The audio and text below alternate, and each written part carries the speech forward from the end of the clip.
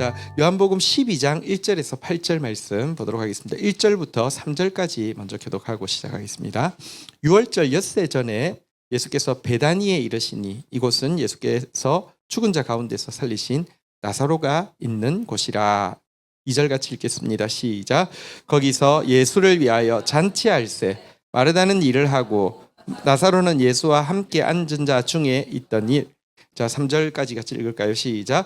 마리아는 지극히 비싼 향유 곧 순전한 나드 한 건을 가져다가 예수의 발에 붓고 자기 머리털로 그 발을 닦으니 향유 냄새가 집에 가득하더라. 네, 1절 보도록 하겠습니다. 이제 6월절이 엿새밖에 남지 않았습니다. 예수님은 나사로를 살리시고 나서 에브라임 그리고 광야 딱 적경에 있는 곳에 몸을 피신하고 계셨다가요. 이 엿새 남기고는 예루살렘을 있는 곳으로 오셨는데 예루살렘이 아니라 이 나사로가 살고 있는 곳으로 베다니로 찾아오게 되셨습니다. 자, 그러자 2절에 보면요. 예수를 위하여 잔치했습니다. 이 말은 무슨 뜻이겠습니까? 죽은 나사로가 살아난 것을 인하여서 감사의 잔치를 지금 이제 예술하게 되었다는 뜻이겠죠. 그래서 잔치를 베풀었습니다. 아는 대로 마르다는 열심히 일하고 있고요. 나사로는 예수님과 함께 이제 앉아 있었습니다. 마리아도 어떻게 했다고요? 예수님 앞에 이제 앉아 있었죠. 네, 3절 한번 다시 보면요. 이때 예수님 앞에 앉아 있던 마리아가 순전한 나드 한 근을 가지고 왔습니다. 그리고는 예수님의 발에 붓고 머리털로 발을 닦게 되었고요. 그 향유 냄새가 집에 가득했다. 이게 이제 내용입니다. 예수님을 향한 이 감사의 표현을 음식으로도 표현하고 있지만 마리아는요 더 나아가서 순전한 나드 향유를 이제 붓는 것으로 감사를 표현하고 있는데요. 나드 향유는 여러분 이 시가하고 이 판매가는 좀 다르잖아요, 그죠? 네, 판매가로 머리 좋은 가룟 유다가 판매가로 계산했습니다. 여러분들 쿠팡에서 물건 사는 거하고 당근에서 사는 거하고 같은 물건에 차이 있잖아요, 그죠? 판매가로 계산해도 300데나리온이었습니다. 한 데나리온이 하루 품삯이거든요. 그냥 쉽게 계산하면 지금으로 치면 하루 품삯 10만이라고 하면 300데나리온은 얼마예요?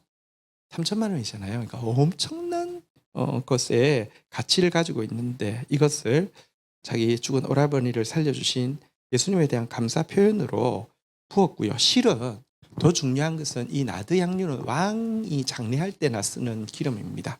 근데 이것을 부은 것은 예수님의 장례를 준비하기 위함이었다라고 이렇게 예수님이 인정해 주신 것은 그녀가 이미 그런 마음을 가지고 있었음을 알 수 있습니다. 자, 그런데 여기서 먼저 베다니라는 지역에 대해서 한번 좀 생각을 해보겠습니다. 예수님은요 예루살렘 올라갈 때마다 예루살렘 바로 옆에 베다니가 있습니다. 여기서 주무셨습니다. 다시 말하면 나사로 남매의 집에 거하셨습니다. 그럴 정도로 나사로 남매의 이 가정을 너무 좋아하셨습니다. 또 사실 나사로의 부활 사건은요 하나님의 영광을, 이것은 죽을 병이 아니라 하나님의 영광을 받고 하나님의 아들이 영광받게 하기 위함이다라고 했는데 바로 이 가장 큰 영광을 나사로를 통하여서 받을 정도로 나사로를 또 좋아했습니다. 그리고요 여러분 예수님께서 이 승천하시는 장면이, 그러니까 감람산에서 승천했다, 이게 맞습니다. 그런데 성경에는요 장소를 지명할 때 감람산이라고 하지 않고 똑같은 표현을 어떻게 쓰고 있냐고 하면요 누가복음 24장 50절에 보면요 이렇게 표현하고 있습니다. 예수께서 그들을 데리고, 그들은 누구냐고 하며 이 갈릴리로 다 이제 고기나 잡으러 가겠다고 하고 가서 있던 제자들, 아침에 이제 고기 먹으라 이렇게 하고는 그들을 데리고 어디로 오셨다고요? 베다니 누구지? 나사로의 집.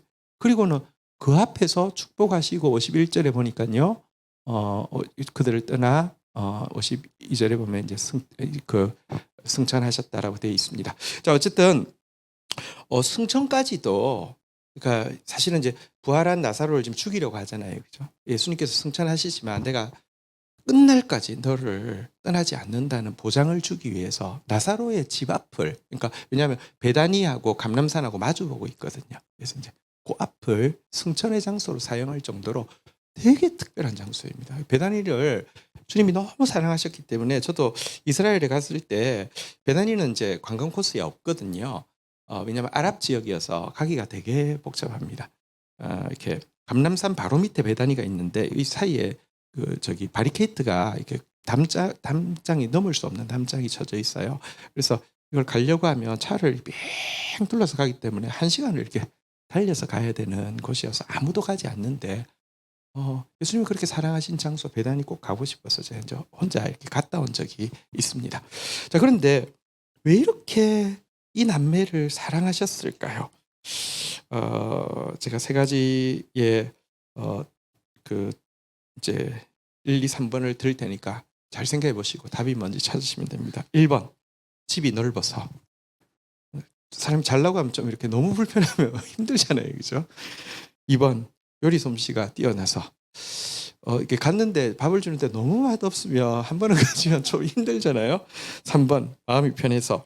자, 이것 중에서 답은 무엇일까요? 근데 일단 1번도 맞습니다. 집 진짜 넓고 큽니다. 집 안에 방앗간이 있습니다. 그러니까 이게 제가 간 때 발굴을 하고 있는데요. 집 지하에서 방앗간이 나오는 거예요. 근데 아랍 사람들이 발굴을 하니까 뭔지도 몰라요. 근데 이제 그 마침 독일 사람이 와 있길래 나는 저기 나사로 보고 싶어서 여기 왔다. 그러니까 이 나사로 집인데 이 방앗간이 그 시대 나사로 시대 방앗간이 맞느냐? 그러니까 지하 깊은 데서 발굴을 하고 있더라고요. 맞다고. 이 사람은 엄청난 부자였다고 이제 막 그렇게 이야기를 해서 같이 이제 그랬던 적이 있습니다. 집이 엄청 넓어요.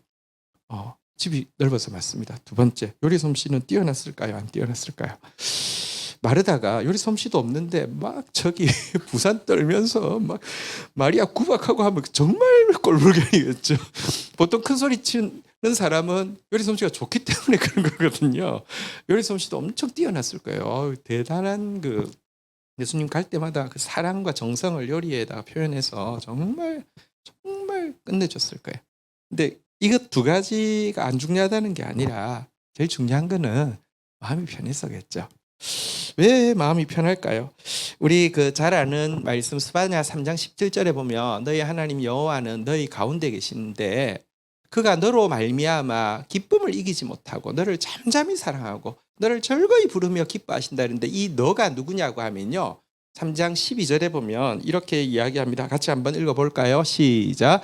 내가 곤고하고 가난한 백성을 내 가운데 남겨두리니 그들이 여호와의 이름을 의탁하고 보호를 받을지라. 그래서 너희 하나님 할 때는요. 한번 따라하겠습니다. 곤고하고 가난한 백성. 여러분 전 진짜 마음이 가난한 자가 너희입니다. 근데 너희 하나님 여호와가 너희 가운데 계신데요. 너를 인하여 기쁨을 이기지 못하시고 너를 잠잠히 사랑하시고 너로 말미암아 즐거이 부르고 기뻐하신다 그랬는데 특별히 잠잠히 사랑하신다는 표현이 원어의 뜻은 안락 의자로 삼으신다는 뜻이 있습니다. 그러니까 안락 의자 앉으면 너무 편하잖아요. 그죠? 예수님이 이 가정을 왜 편안해 했냐고 하면요. 이들은요. 정말 마음이 가난하고 마음이 공고한 사람들이었기 때문에 그렇습니다. 그래서 예수님이 너무 편안해 하셨습니다. 여러분들 어떤 삶의 형편에 상관없이 여러분들이 예수님한테 안락 의자처럼 안락 의자 같은 사람이 될 수 있도록 해서 여러분들의 마음이 가난하고 공고한 사람 되기를 주의 이름으로 축복합니다. 2번째는요. 사실 예수님이 보십시오. 첫 번째 이유는 내 마음이 편해서는 예수님의 필요라고 하면 한번 생각해 보십시다. 예수님은 자기 필요에 민감할까요? 상대방의 필요에 민감할까요? 상대방의 필요에 민감하시겠죠. 예수님이 이렇게 찾아가신 이유는요. 그들 안에 예수님을 너무 필요로 하는 예수님 없으면 안 되는 요소가 있었기 때문에 그렇습니다. 무엇일까요? 저는 이제 이분들을 사랑하기 때문에 많이 생각을 해봤는데 한번 생각해 보십시오. 이 남매가 예수님이 친구라고도 하지만 예수님 사랑했다고도 하지만 이 마르다 마리아 다 예수님보다 어리잖아요. 그래서 나사로도 틀림없이 그 예수님보다 좀 어렸거나 거의 같거나 이런 사람임을 알 수 있는데요. 여러분, 근데 이들에게 그렇게 자주 방문하셨는데 부모님 이야기가 성경에 나와요, 안 나와요? 안 나오죠. 생각해 보십시오. 베드로는 집에 제일 찾아갔을 때 장모님 이야기 나오잖아요. 그죠? 근데 이렇게 자주 찾아갔는데 부모님 이야기 안 나와요. 그래서 틀림없이 아마 일찍 부모님을 잃었던 것 같아요. 자, 그리고 여러분 나드 향유 아까 엄청나게 비싼 것을 마리아가 가지고 있었어요. 그러면 나사로는 가지고 있었을까요? 안 가지고 있었을까요? 마르다는 가지고 있었을까요? 안 가지고 있었을까요? 상식적으로 가지고 있었던 거 보여요. 이게 보통 부모들이 굉장히 그 부유한 부모들이 자녀에게 뭐랄까요? 주는 약간 유산 같은 이렇게 너무 가치 있는 물건이거든요. 그런데 예수님 장례를 그러니까 예수님에 대한 감사의 표현으로 또 실은 이제 예수님의 장례를 준비하기 위해서 마리아가 바쳤잖아요. 그죠? 나사로는 혹은 마르다 건은 어떻게 되었을까요? 그래서 이제 소설적 상상력을 발휘하며 나사로가 죽었을 때 나사로의 것을 쓴 것으로 생각할 수 있을 것 같아요. 마르다는 여러분 느낌에 미스 같아요, 미세스 같아요. 약간 느낌상으로는 약간 미세스 같죠. 막 요리도 막 하고 막 하죠, 그죠? 근데 남편 이야기 안 나오잖아요, 그죠? 자, 아마도 그녀의 것은 남편이 죽었을 때 쓴 것 같다 이렇게 이제 생각할 수 있을 것 같아요. 다시 말해 보십시오.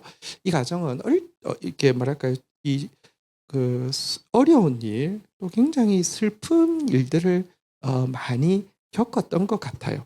여러분 어려운 일을 많이 겪었다고 사람이요 앞에 이야기한 것처럼 다 공고하고 가난해지는 건 아닙니다. 보십시오. 어려운 일 많이 겪었는데 돈은 많아요. 그럼 되게 막 호랑방탕할 수도 있고요.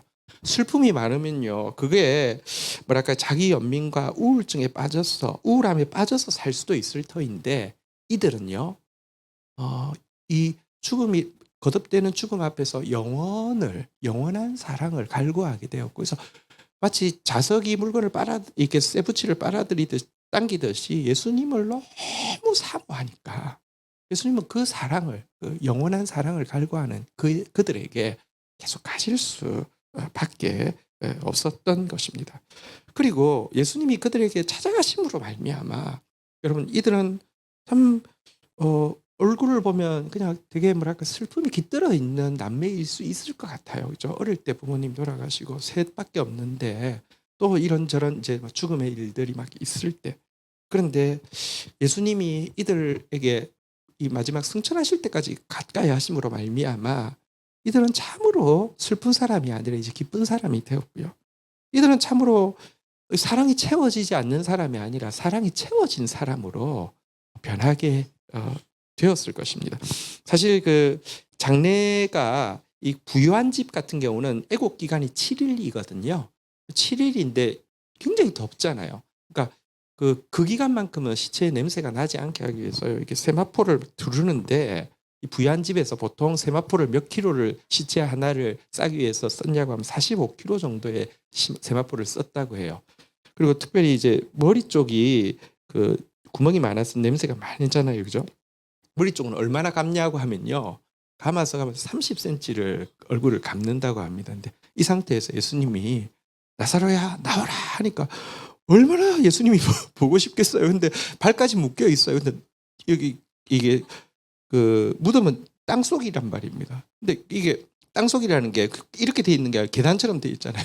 통통통통 하면서 뭐그 뭐랄까 슬픔으로 가득 차 있던 장례식장이 한순간에 막 이모 머리 이모 너 이거 쿵쿵쿵쿵쿵 하면서 나 막 진짜 막 대단히 막 기쁨의 장소로 변했겠죠. 근데 사실 저는 나사로를 또 좋아해가지고 부활 이후에 나사로가 어떻게 되었을까 해서 나사로가 사실은 지금은 이게 사이프러스라고 발음하죠. 그러니까 구브로라는 지역에서 사역하고 돌아가셨거든요. 그래서 그분의 그 해골이 구브로에 있어요. 실제로. 그래서 이제 거기를 보러 갔습니다. 갔는데요. 이분이 그러니까 예수님 때문에 그 예수님의 사랑 때문에 어떤 삶을 살았을지 상상할 수 있는 단서가 하나 있는데요. 이분이 이제 이곳에 이제 첫 감독이 되셨거든요. 그런데 이분이 한 번은 이제 예배를 드리고 있는데 예배 중간에 도둑이 들어와 가지고요. 값비싼 도자기를 이제 훔쳐가는 것을 가게 된 것입니다. 나가게 되는 것입니다. 근데 자기만 이제 이쪽을 보고 있고 나머지 회중은 이쪽을 보고 있고 도적이 지나가잖아요. 그죠? 이때 그가 뭐라고 이야기를 웃으면서 뭐라고 이야기를 했냐고 하는 그 말이 그 지역에 남아 있어요. 사이프러스에 가니까. 그 말이 뭐냐고 하면요. Cray, stealing, cray 이렇게 이야기를 했습니다. 그러니까 cray는 진흙인데요. 야, 진흙이 진흙을 훔쳐가네 이렇게 이야기를 하는 것이었는데요. 그 말 속에 보면 대단히 뭐랄까요, 지금 야, 이 똥아! 감히 하나님의 물건 막 이런 게 아니라요. 크레이, 스틸링, 크레이. 그러니까 되게 뭐랄까요, 따뜻함도 묻어나고요. 이게 뭐랄까요, 이렇게 유머잖아요, 그죠? 이렇게 예수님의 사랑이 채워진 사람이 어떠한 삶을 살았을까를 이렇게 상상해 볼 수 있는 좋은 그 유머가 그 땅에 흐르고 있어서 되게 재밌었고요. 사실 구브로가 어쨌든 하나의 나라잖아요, 그죠? 근데 나중에 총독이 예수를 믿게 되는 첫 이제 나라로 치면 첫 나라가 됐잖아요, 그죠? 여기에는 이 나사로의 이 사역이 귀한 역할을 했다 이런 생각을 합니다. 어쨌든 두 번째 이유는 예수님을 필요로 하기 때문에 예수님이 가신 거라는 것이죠. 그 마지막 이유가 여러분 사실은 마리아 때문이죠. 여러분 사실 마리아가 아까 앉아 있었잖아요, 그죠? 그 어떤 분들이 이런 이야기를 해요. 나는 스타일상 마르다 스타일이 아니고 마리아 스타일이야. 나는 일하는 게 별로 적성에 안 맞아 하면서 앉아 계신 분들 계세요. 여러분들 예수님이 그런 사람 보면 이뻐하실까요? 미워하실까요? 미워하셔요. 밉상이에요. 무슨 마리아 스타일이에요. 누가 일하기 좋은 사람이 어디 있어요. 마리아가 워낙 그런 스타일이었으면 미운 스타일이었을 거예요. 마리아는 그런 사람 아니라고 생각합니다. 근데 마리아가요. 지금 예수님의 말씀을 평소에도 귀 기울여 듣지만 이날 예수님의 이렇게 나사로를 부활시켜 주신 이날 이것을 기념하는 이 잔칫날에 예수님의 말씀을 듣다가 예수님의 말씀을 알아들었어요. 이 오빠의 부활은 예수님의 죽으심과 부활에 대한 예표이고 이번 예루살렘 걸음이 우리를 위해서 죽으시기 위한 걸음이라는 걸 알아들었어요. 그래서 예수님 속마음을 알아들은 거죠. 그리고는 그 자리를 떠날 수 없는 거예요. 그러니까 제 생각엔 지나가면서 마르다가요, 이 발로 이렇게 꼬집고요, 차고요, 막 몇 번 표시를 냈을 거예요. 해도 안 되니까 예수님한테 고발하잖아요. 바빠 죽겠는데 이해 좀 가서 일 좀 도와주게 하세요. 근데 평소 스타일이 그게 아니라 예수님이 지금 자신의 장래에 대해서 이야기하시는 것을 알아들었던 것이고요. 알아들었기 때문에 그녀에게 있는 이 나드 향유를 부어드린 것이죠. 한번 생각해 보십시오. 우리도 그렇지 않습니까? 내 속마음을 알아주는 친구가 있으면요, 만리를 가서라도 만나고 싶잖아요. 근데 그랬기 때문에 예수님이 이 가정을 그렇게 사랑하신 것을 알 수 있습니다. 어쨌든 우리도 신앙생활 하는데요, 우리 살펴본 바대로 정말 가난하고 공고한 마음 가진 사람, 그리고 예수님을 그 공고함이 헛된 것을 향한 공고함이 아니라 사마리아 여인처럼 헛된 것을 향한 공고함이 아니라 예수님을 향한, 예수님의 사랑을 향한 몸바름이 되어지고요. 그리고 예수님의 속마음을 알아차릴 수 있는 그런 친구가 되어지면 정말 예수님한테 우리가 마리아, 마르다, 나사로의 가정과 같은 베다니 집이 될 것입니다. 네, 4절 한번 보도록 하겠습니다. 이제 4절 5절 교독하도록 하겠습니다. 제자 중 하나로서 예수를 잡아줄 가룟 유다가 말하되 5절 같이 한번 읽어볼까요? 시작. 이 향유를 어찌하여 300데나리온에 팔아 가난한 자들에게 주지 아니하였느냐. 자, 그런데 이 시간 가룟 유다가 어찌하여 300데나리온을 팔아 가난한 자에게 주지 아니하였느냐 이렇게 이야기했다는 것입니다. 이게 마가복음에 보면 좀 더 자세히 나오는데요. 이 나드 향유는요, 옥합을 깨트려야 해요. 그러니까 성경에 보면 기름을 부은 여인이 2명이 나오는데 하나는 막달라 마리아고요, 하나는 베다니 마리아예요. 그런데 어떻게 구별할 수 있냐고 하면요, 한 사람은 옥합에 든 기름을 부었어요. 한 사람은 옥합을 깨트렸어요. 부은 사람이 누구예요? 막달라 말이야. 왜냐하면 이거는 기름이 비싸지 않고요. 이게 오픈되어 있는 거예요. 그래서 그냥 가서 리필해서 와서 쓰고 하는 기름이고요. 나드 향유는 너무 귀하기 때문에 옥합이 귀한 거예요. 하지만 옥합과 나드 향유는 비교할 수 없기 때문에 이게 밀봉이 돼 있어요. 쓰려고 하면 깨트려야만 쓸 수 있어요. 그래서 이걸 깨트린 게 베다니 마리아예요. 이걸 깨트려서 이걸 부었더니요. 마가복음에 보면요. 마가복음 14장 4절에 보면요. 뭐라고 이야기하냐면요. 한번 따라했습니다. 화를 내요. 뭐 서로 말하되 씩씩거리면서 남들한테 저거 좀 보라고 저게 뭐냐고 막 하면서 어찌하여 형님 협의하냐고 5절 한번 볼까요? 한번 따라하겠습니다. 그 여자를 책망하는지라 화를 내고 책망을 하고 이렇게 했다. 가룟 유다의 반응이 이렇다는 것입니다.